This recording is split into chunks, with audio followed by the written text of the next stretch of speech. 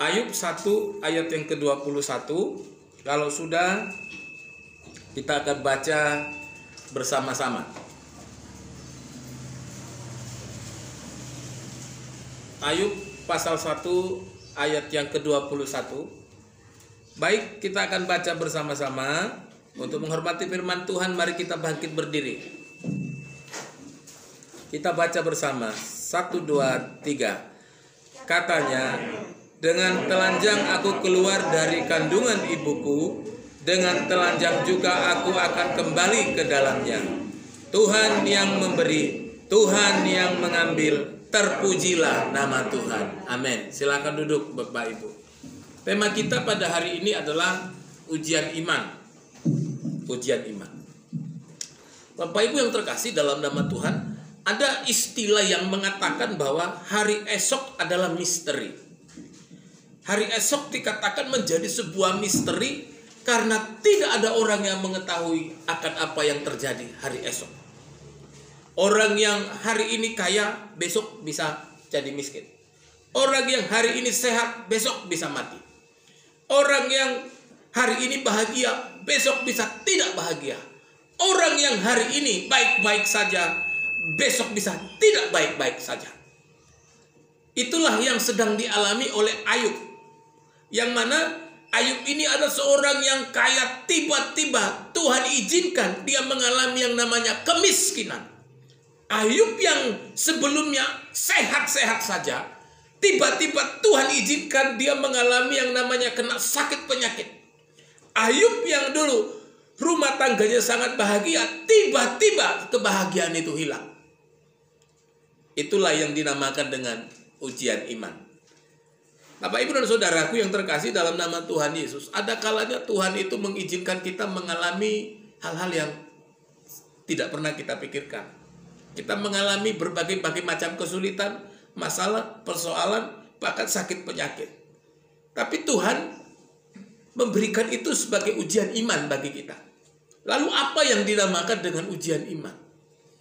Ujian iman itu adalah pencobaan yang dipakai untuk menguji ketabahan, menguji kesetiaan, menguji kepercayaan kita kepada Allah.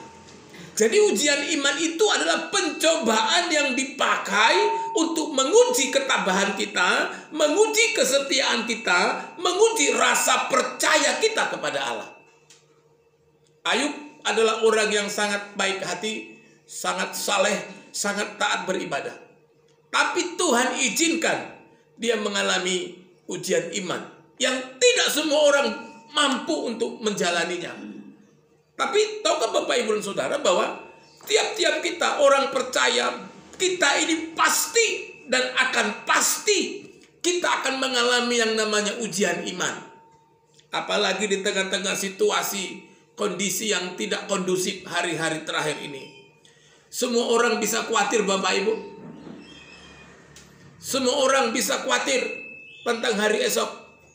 Tapi apapun itu yang terjadi, apapun yang Tuhan izinkan kita alami, ingatlah bahwa itu adalah ujian yang dipakai Tuhan untuk menguji ketabahan, untuk menguji kesetiaan, dan menguji rasa percaya kita.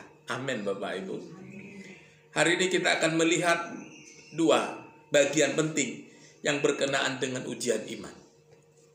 Yang pertama, orang percaya diuji melalui masalah. Orang percaya diuji melalui masalah. Mari kita perhatikan Ayub 1 ayat 1. Kita baca bersama-sama. Ayub 1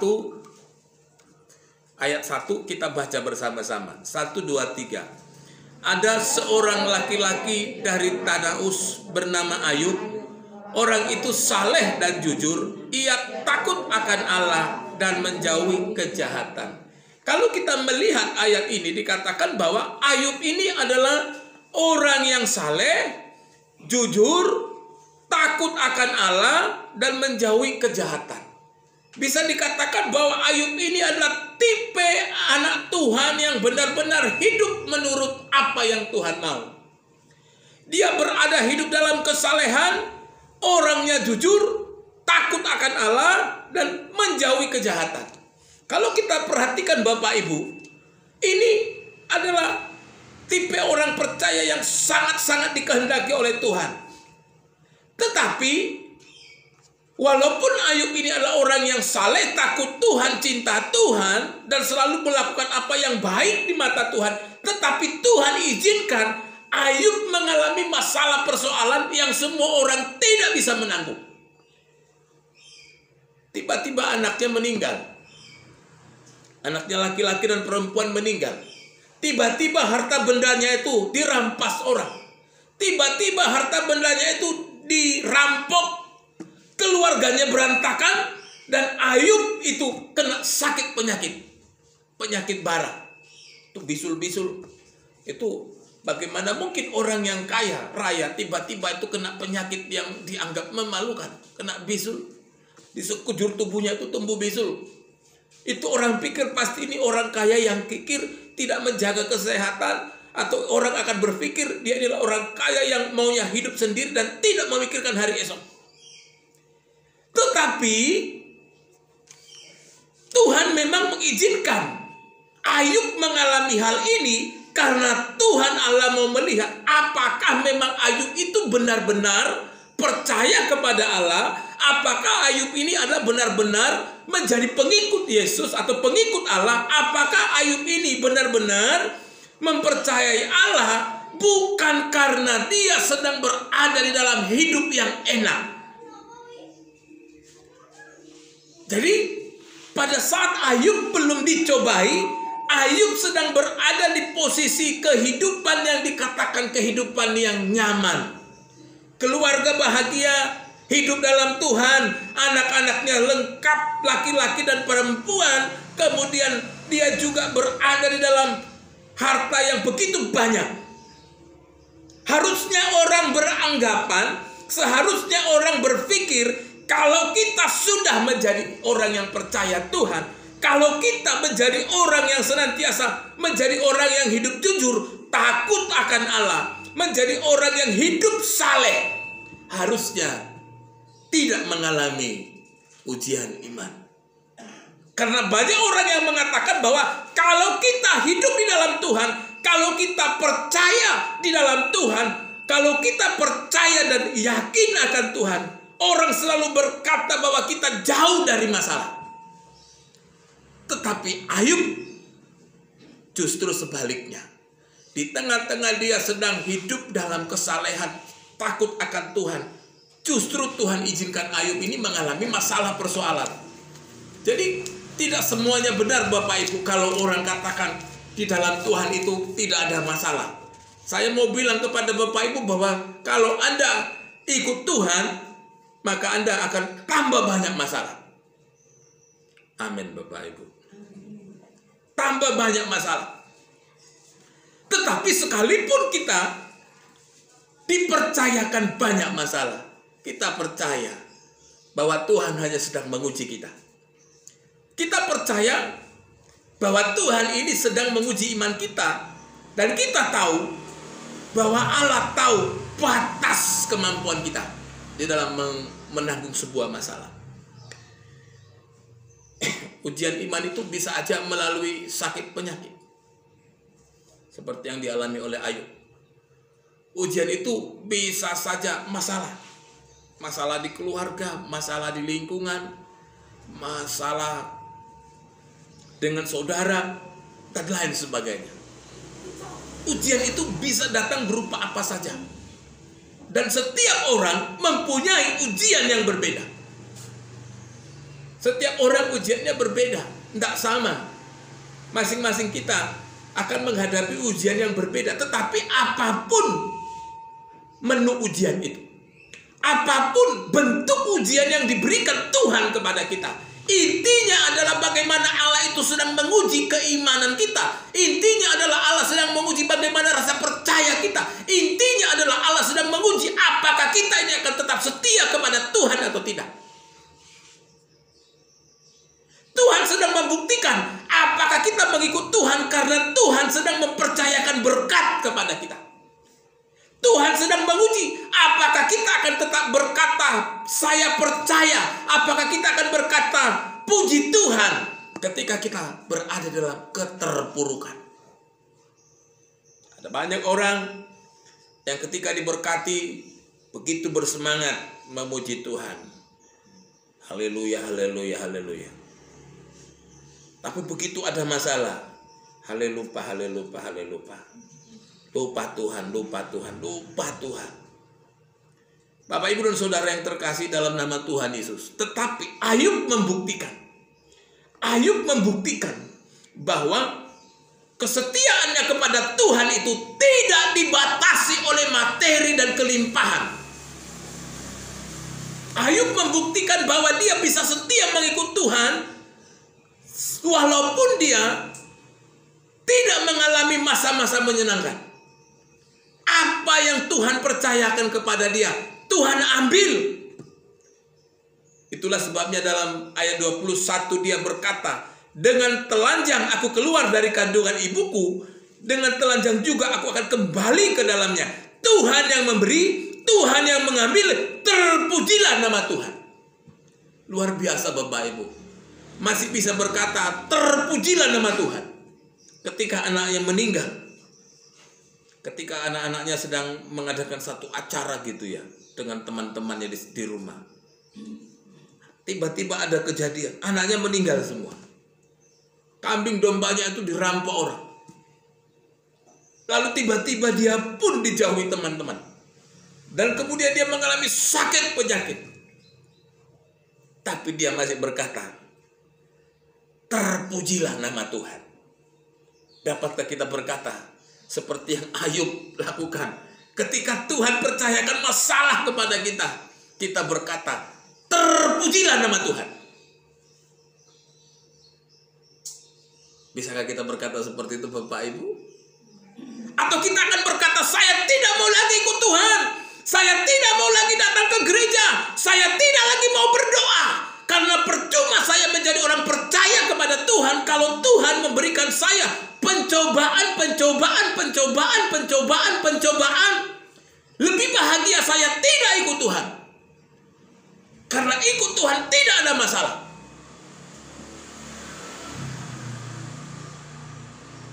Yakobus 1 ayat 2 dan 3. Kita baca bersama-sama. Kita buka Yakobus 1. Kita baca bersama-sama Bapak Ibu, Yakobus 1 ayat 2 dan 3. Kita baca, kalau sudah ketemu 1, 2, 3. Saudara-saudaraku, anggaplah sebagai suatu kebahagiaan apabila kamu jatuh ke dalam berbagai-bagai pencobaan. Sebab kamu tahu bahwa ujian terhadap imanmu itu menghasilkan ketekunan. Yakobus mengatakan dalam suratnya, anggaplah sebagai suatu kebahagiaan apabila kamu jatuh ke dalam berbagai-bagai macam pencobaan. Bagaimana mungkin kita bisa melihat sebuah pencobaan itu adalah kebahagiaan?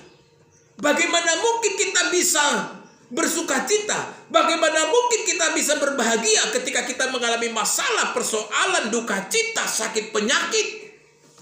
Bagaimana mungkin itu bisa terjadi? Tapi Yakobus bilang bahwa ujian iman itu menghasilkan ketekunan. Amin Bapak Ibu. Kalau dikatakan bahwa ujian iman itu menghasilkan ketekunan, seharusnya ketika kita berada dalam masalah persoalan yang adalah sebagai ujian bagi iman kita, harusnya kita semakin tekun. Seharusnya kita semakin tekun karena kita percaya kalau kita bisa melewati itu, ketekunan kita, keimanan kita, rasa percaya kita kepada Tuhan itu semakin tinggi. Amin Bapak Ibu. Bapak Ibu dan Saudara yang terkasih dalam nama Tuhan, hari-hari terakhir ini ada banyak orang yang selalu menekankan yang namanya berkat. Anda ikut Tuhan pasti sukses. Anda ikut Tuhan pasti kaya. Anda ikut Tuhan pasti bahagia. Tapi kita melihat ada banyak orang yang ikut Tuhan, pergumulan, pokok doanya bertambah terus. Tapi Bapak Ibu dan Saudara, kalau kita mau jujur Bapak Ibu, kalau kita bertanya, apakah memang kalau kita ini nggak ikut Tuhan, kita tidak punya masalah? Benarkah orang yang tidak ikut Tuhan itu tidak punya masalah? Masalahnya bukan mereka tidak punya masalah. Orang yang ikut Tuhan itu bukan tidak punya masalah, tapi mereka tidak tahu kalau mereka sedang bermasalah. Dianggap rata semua, dianggap tidak ada beda semua.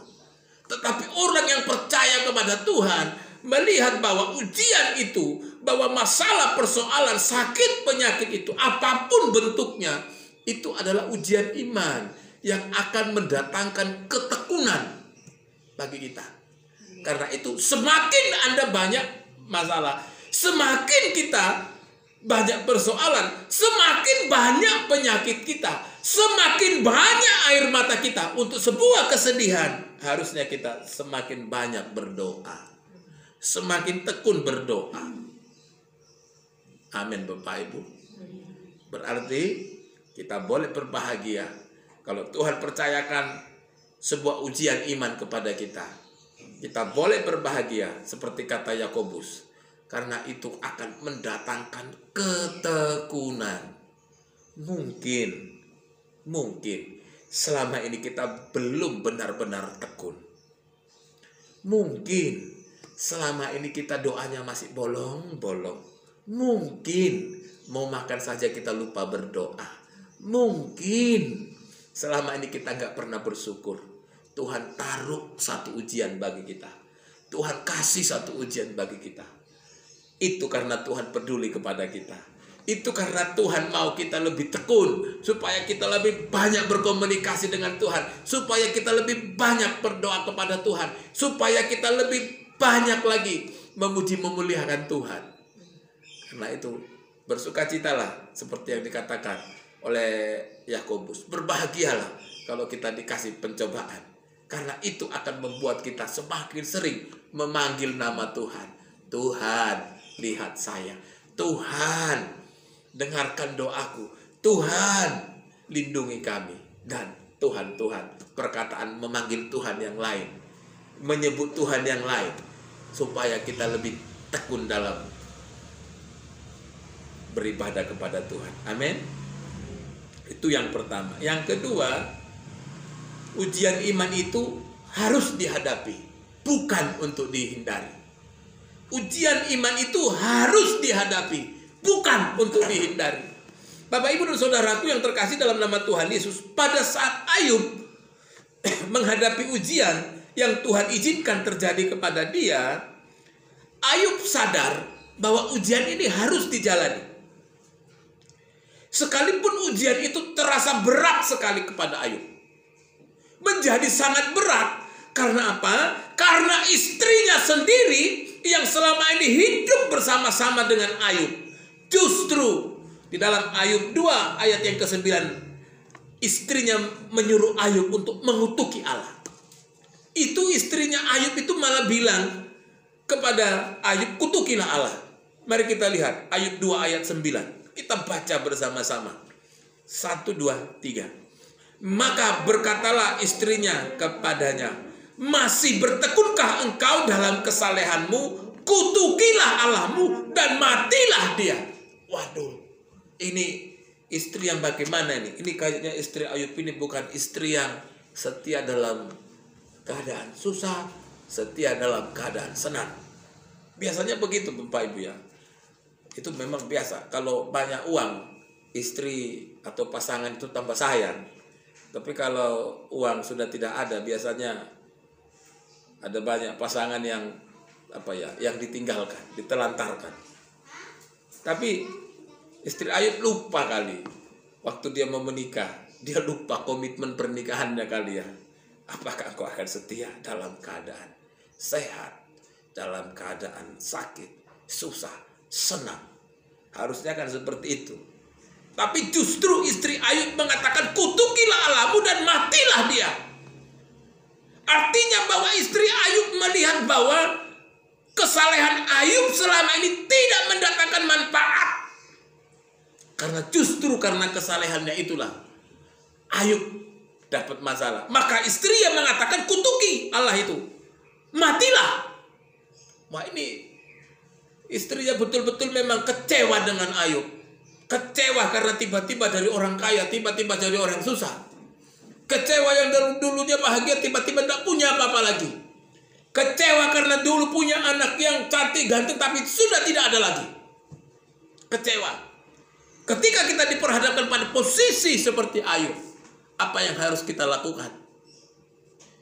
Apakah kita akan menghindar dari masalah itu, ataukah kita akan terus dan terus berjalan sampai Tuhan bekerja menyelesaikan masalah kita?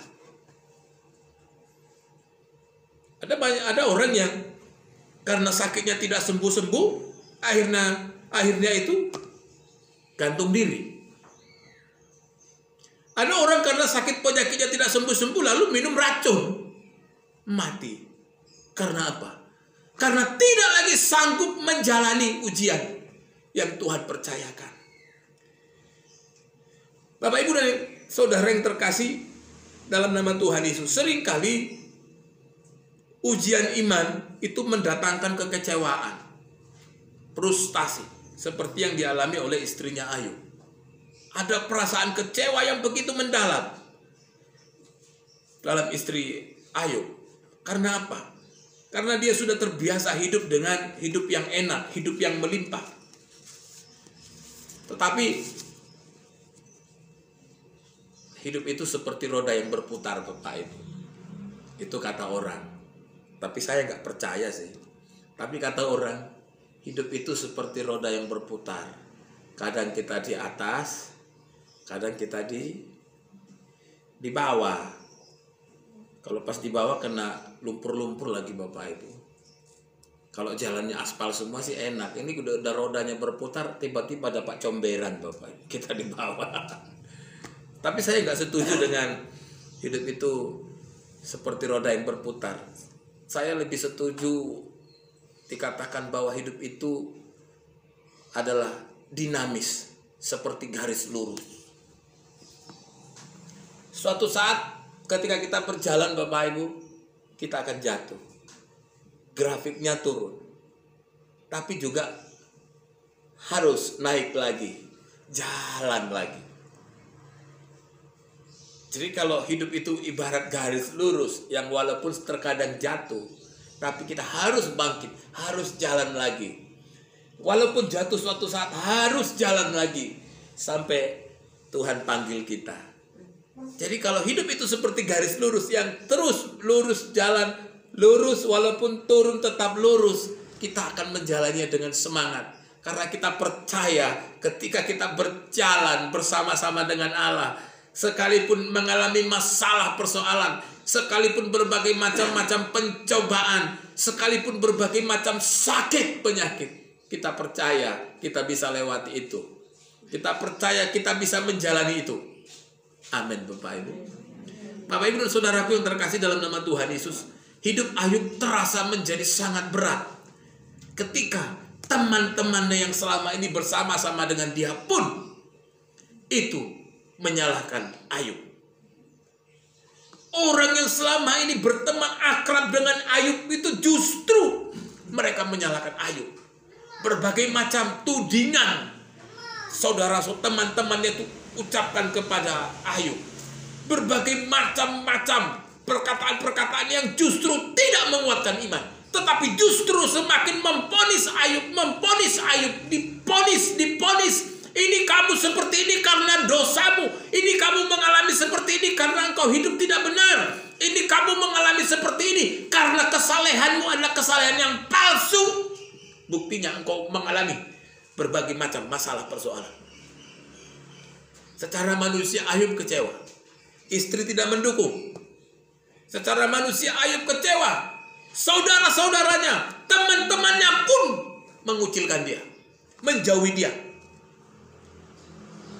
Harusnya di tengah-tengah kita sedang mengalami masalah persoalan, kita sering berharap ada banyak orang yang akan menghibur kita, ada banyak orang yang akan menolong kita, ada banyak orang yang akan memberi kekuatan kepada kita, apalagi kita pernah menolong orang itu. Kita berharap kalau kita menolong orang, suatu saat ketika kita susah, dia akan tolong kita. Tapi itu tidak akan terjadi, Bapak Ibu. Ketika Ayub berada dalam keterpurukan, tidak ada orang yang mau memberi motivasi kepada dia. Justru semua menyalahkan Ayub. Apalagi kasih bantuan. Amin, Bapak Ibu. Apalagi kasih bantuan. Paling orang hanya bilang, ya kasihan ya Bapak Ayub ya. Dulu kaya, sekarang udah susah hidupnya. Kasihan ya Bapak Ayub, dulu dia kulitnya bersih, sekarang udah itu bisulan semua. Orang hanya bilang begitu. Mereka tidak peduli kepada Ayub. Tapi itulah hidup. Itulah realita kehidupan. Kita tidak bisa berharap kepada manusia. Sekalipun Anda pernah menolong orang, Anda tidak bisa berharap suatu saat dia akan menolong Anda. Sekalipun kita pernah menyelamatkan orang tersebut, Anda tidak bisa berharap suatu saat dia akan membantu Anda. Itulah hidup. Itulah sebabnya Yeremia 17 ayat yang kelima dikatakan, terkutuklah orang yang mengandalkan manusia. Terkutuklah orang yang akan mengandalkan manusia. Karena begitu kita mengandalkan manusia, kita akan kecewa. Dan bila kita sudah kecewa, akan keluar perkataan-perkataan yang tidak menjadi berkat. Waktu saya senang, banyak orang datang. Begitu saya susah, semua orang menjauhi saya. Menyesal, ada penyesalan dan lain sebagainya. Tetapi yang harus kita ingat adalah bahwa hidup itu harus berjalan. Ketika Tuhan percayakan ujian iman, Tuhan mau kita berjalan. Ketika kita diperhadapkan kepada masalah persoalan, Tuhan mau kita tetap berjalan, tetap percaya, tetap optimis. Tidak menyerah kepada keadaan. Tidak putus asa. Tidak frustasi. Apalagi sampai mengakhiri hidup dengan cara yang tidak benar. Hidup itu harus berjalan. Meskipun badai silih berganti, ku tetap cinta Yesus selamanya. Amin, Bapak Ibu. Meskipun saya susah, menderita dalam dunia, saya mau iring Yesus sampai selama-lamanya. Karena kita percaya bila kita lolos, bila kita menang lewat ujian iman yang Tuhan percayakan kepada kita. Wahyu 2 ayat 7b mengatakan, barang siapa menang, dia akan kuberi makan dari pohon kehidupan yang ada di taman Firdaus Allah. Barang siapa menang, dia akan kuberi makan dari pohon kehidupan yang ada di taman Firdaus Allah. Amin, Bapak Ibu. Dan hal yang luar biasa adalah pada saat Ayub menjalani ujian yang Tuhan berikan kepada dia, pada saat Ayub menjalani ujian yang diberikan Tuhan kepada dia, Ayub membuktikan kesetiaan itu akan mendatangkan berkat yang besar. Kita buka Ayub 42 ayat 10. Ayub 42.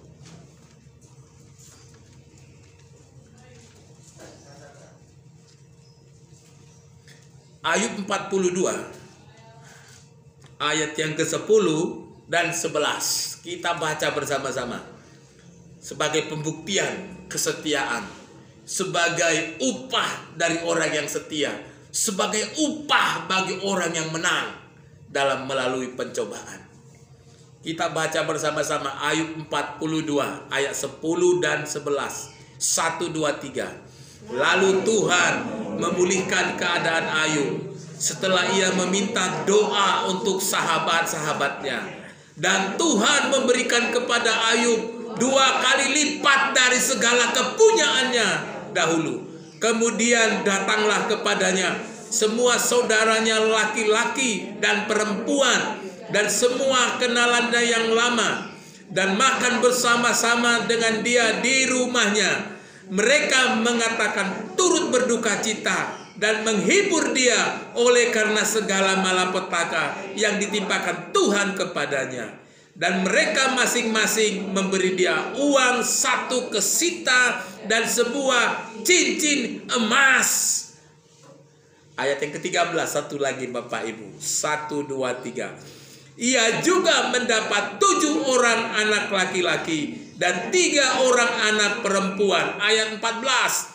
Dan anak perempuannya yang pertama diberi nama Yemima, yang kedua Kesia, dan yang ketiga Karen Hapuk. Ayat yang ke-15. Di seluruh negeri tidak terdapat perempuan yang secantik anak-anak Ayub, dan mereka diberi ayahnya milik pusaka di tengah-tengah saudara-saudaranya laki-laki. Bagaimana Bapak Ibu? Apa yang terjadi ketika Ayub menang atas ujian itu? Firman Tuhan berkata bahwa Ayub 2 kali lipat lebih diberkati dari yang sebelumnya. Saudara-saudaranya kembali datang kepada dia. Anak-anaknya kembali, Tuhan percayakan dia kembali anak laki-laki dan anak perempuan. Dikatakan bahwa anaknya perempuan adalah itu semua. Tidak ada yang lebih cantik dari anak-anak Ayub. Ada berkat besar yang Tuhan siapkan bagi kita kalau kita setia menjalani ujian iman. Ada mahkota yang Tuhan siapkan kalau kita setia menjalani ujian iman. Ada berkat yang besar yang Tuhan percayakan bagi kita yang setia dalam ujian iman. Pilihan ada di tangan kita. Apakah kita akan berhenti atau kita akan tetap berjalan dengan penuh keyakinan? Tapi percayalah, ada berkat yang besar Tuhan percayakan bagi kita. Amin. Kita berdoa.